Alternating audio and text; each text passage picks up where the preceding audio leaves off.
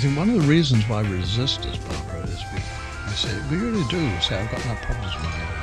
I don't want to be busted wide open like this. Yes, I think that's true, and maybe we should talk about that. What about suffering? Suffering. In fact, somebody was talking to me the other day about this. He said, if I open up and am available to myself and the world, I'll be receiving all that suffering and pain. And that is something we consider, and maybe you've hit it on the head there, that our willingness to be shrunk comes from our unwillingness to be in what we perceive close contact to this suffering that's beyond us. That's beautifully put. Yes. You see, I really think that the answer to my anguish is not to separate it from the world, and see who I really, really am means to take on the suffering of the world. And in Christianity, this is a very powerful ingredient of that faith.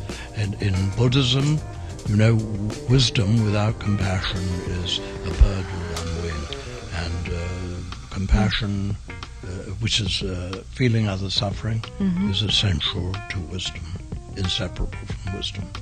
And I think the way I should put it is that coming from who I really, really am, I am naked and open to the suffering of the world, and then can go beyond it to what lies back of the suffering, the one here who doesn't separate himself from any of the suffering in the world, and to take it on and acknowledge it is, I think, to find an incredible peace and joy underneath it somehow. Yes, but that journey through to that is such a terrifying one. Well, yes, but I think it's even more terrifying, Barbara, if you're in your own little box there, having your personal suffering, which you think of the world has chosen you for some really nasty stuff, and there you are, full of resentment and suffering your own thing,